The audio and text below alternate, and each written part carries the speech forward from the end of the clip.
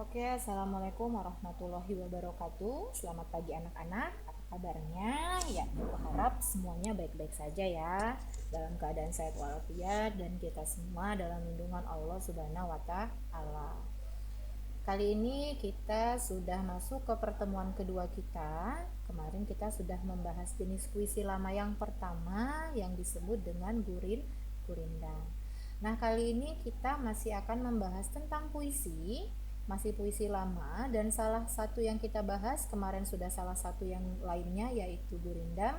Nah, kali ini kita akan membahas tentang jenis puisi lama yang disebut dengan syair. Baiklah.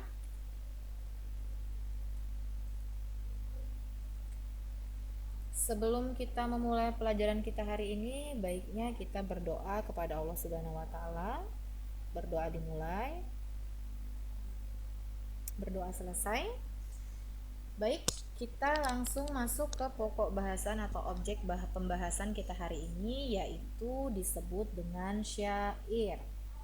Mungkin kalian sudah sedikit familiar ya dengan kata-kata syair ya. Syair itu kan yang suka ada di lagu-lagu, Bu. Ya, betul. Nah, ternyata syair yang akan kita bahas ini adalah termasuk salah satu puisi lama yang merupakan warisan leluhur kita dan sekarang sudah banyak berkembang dan banyak digunakan sampai sekarang ya sebagai sarana menyampaikan sebuah pesan atau sebuah maksud. Kita masuk ke pengertian syair terlebih dahulu. Syair ini adalah salah satu jenis puisi lama berasal dari Persia dan dibawa masuk ke Nusantara bersama dengan masuknya Islam ke Indonesia. Nah, berikutnya, kata atau istilah syair berasal dari bahasa Arab, yaitu syair atau syu'ur yang berarti perasaan yang menyadari. Kemudian, kata syu'ur berkembang menjadi syir'u yang berarti puisi dalam pengetahuan umum. Nah, jadi secara garis besar dari hal yang sudah kita baca tadi, syair itu sama maknanya atau bermakna sebagai puisi. Jadi pengertian syair itu adalah puisi dalam pengetahuan umum. Dalam perkembangannya, syair tersebut mengalami perubahan dan modifikasi sehingga menjadi khas Melayu. Biasanya ini digunakan oleh bangsa Melayu. Kan masuknya Islam dari Persia ke Melayu tuh.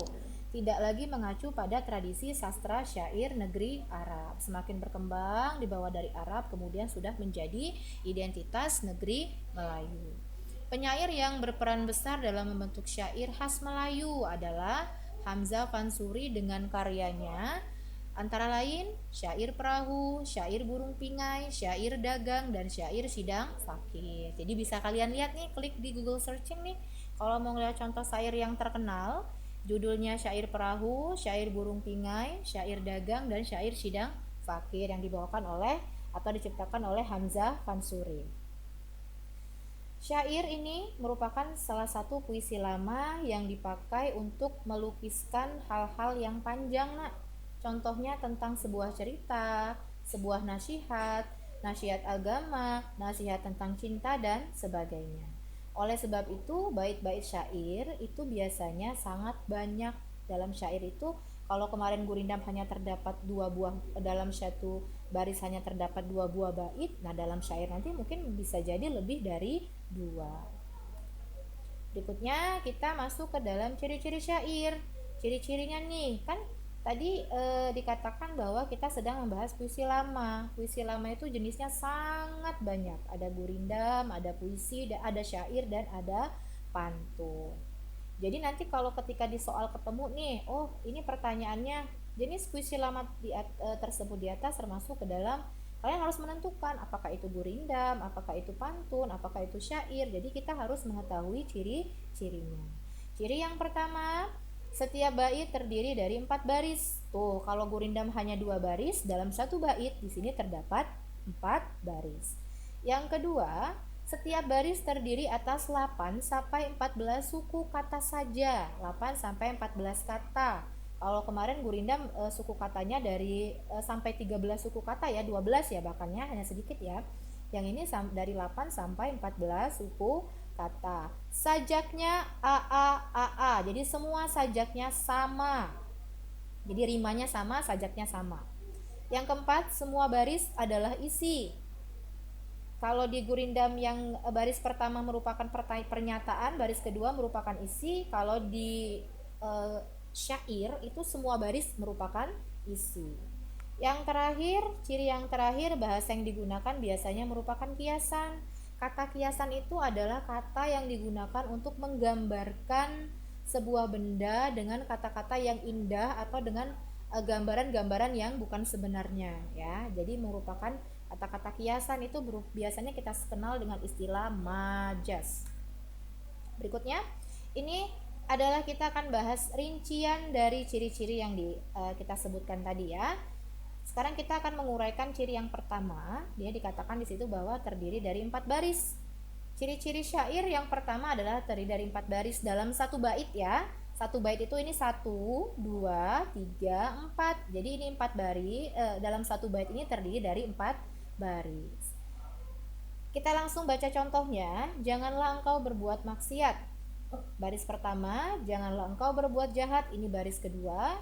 Baris ketiga, segeralah engkau bertaubat. Dan baris yang terakhir, agar selamat dunia akhirat. Ini termasuk ke dalam satu bait dan terdiri dari 4 baris. Nah, ini berarti masuk ke dalam ciri yang pertama. Ciri yang kedua, tiap baris terdiri dari 4 sampai 6 kata saja. Kita lihat nih.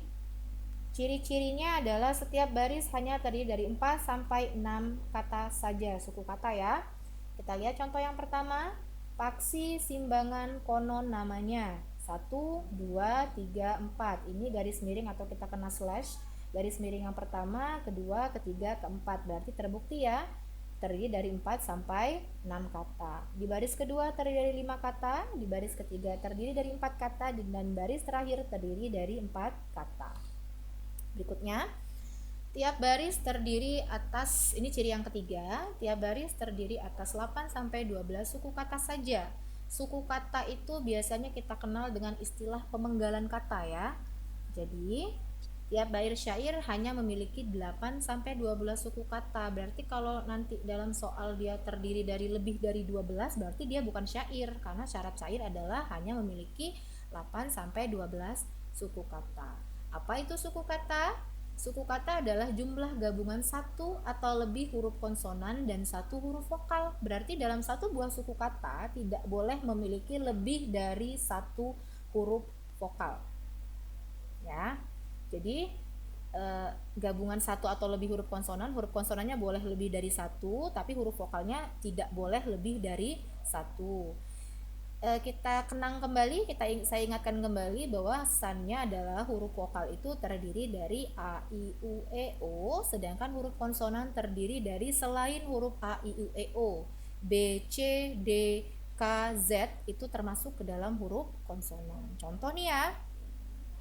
Terbangnya simbangan berperi-peri, terdapat 11 suku kata.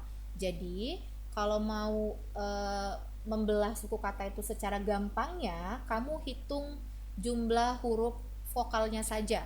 Contoh, 1 ada e, di sini terdapat a lagi, i, a, p, i, e, dan i. Jadi terdapat 11 suku kata.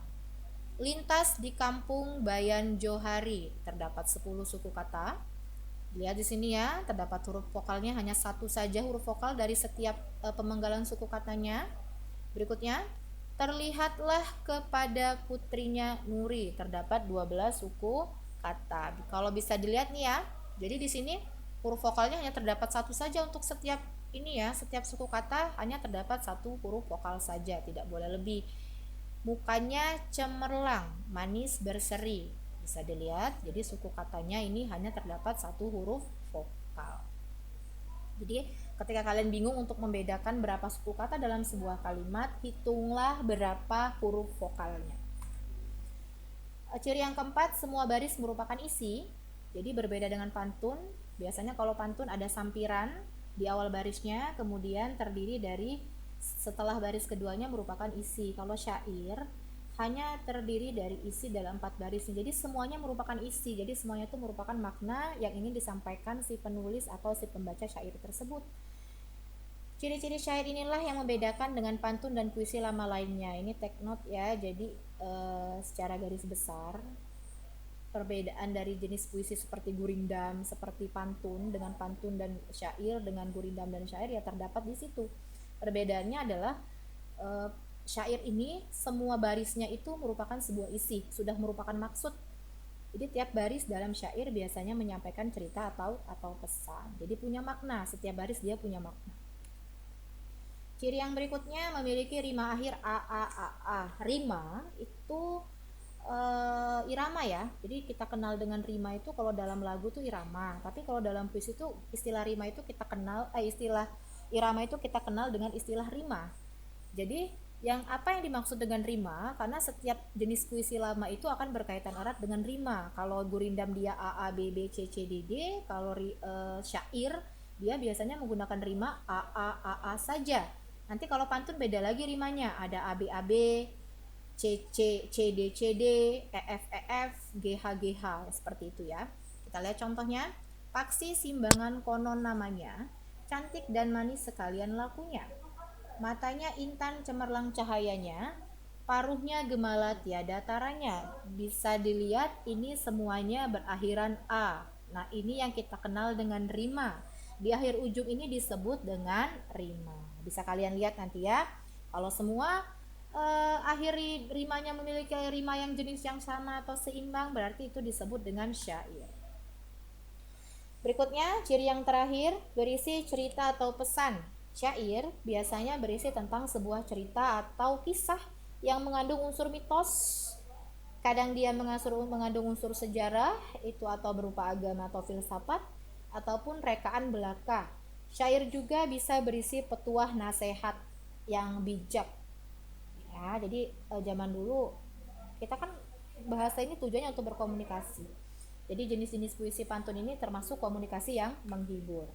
Contoh syair bisa dilihat nih ya. Ini syair yang pertama, syair yang kedua terdiri dari 4 baris, tidak lebih dari 4 baris dalam satu bait. Diriku hina amatlah malang, padi ditanam tumbuhlah lalang. Puyuh disangkar jadi belalang, ayam ditambat disambar elang. Rimanya sama eng jadi a. Berikutnya, tunduk menangis segala putri, masing-masing berkata sama sendiri. Jahatnya perangai permaisuri, lauknya seperti jin dan peri. Berikutnya, wahai muda kenali dirimu, ialah perahu tamsil hidupmu. Tiadalah berapa lama hidupmu, ke akhirat jua kekal hidupmu. Hai muda arif budiman, hasilkan kemudi dengan pedoman. Alat perahumu juga jua kerjakan, itulah jalan membetuli insan. Bisa dilihat nih, contoh syair yang pertama itu semuanya merupakan isi dan merupakan petuah nasihat yang bijak ya. Sama seperti jenis syair yang kedua, semuanya isi, terdiri dari 4 baris, jadi cocok dengan contoh yang kita baca tadi. Berikutnya, syair syadarlah wahai anak manusia ini termasuk dalam nasihat juga ya. Detik demi detik terlewati, tak banyak orang menyadari. Ajal semakin mendekati, namun tidak perbaiki diri. Anak-anak durhaka pada orang tuanya. Ini termasuk ke dalam satu syair. Ini syair berikutnya. Anak-anak durhaka pada orang tuanya, melupakan kewajibannya. Menjadi anak soleh seutuhnya, menyembah Tuhan yang Maha Esa. Tak terhayal indahnya surga, tak terbayang panasnya neraka. Kejahatan tetap merajalela, melupakan akhiratnya. Ini contoh syair yang berikutnya. Nah, sampai di sini nih. Jadi Ibu harap sudah sampai di sini kalian sudah mulai bisa membedakan yang mana gurindam dan yang mana syair ya. Jadi harus mulai mencoba melihat contoh-contoh syair yang banyak, contoh gurindam yang banyak, di Google bisa, lihat di buku cetak bisa. Jadi sekian pertemuan kita hari ini. Seperti biasa tugas akan saya bagikan di link tepat jam 10 ya. Tepat jam 10 akan saya bagikan di link, soal akan saya bagikan di grup melalui link. Silakan dikerjakan dengan jujur tentunya. Terakhir sebelum kita akhiri, tetap berada di rumah, jaga kesehatan, makan makanan yang bergizi. Walaupun harus benar-benar meninggalkan rumah, hindari tempat keramaian dan terapkan social distancing, dan tetap jaga kebersihan dengan mencuci tangan dimanapun kalian berada.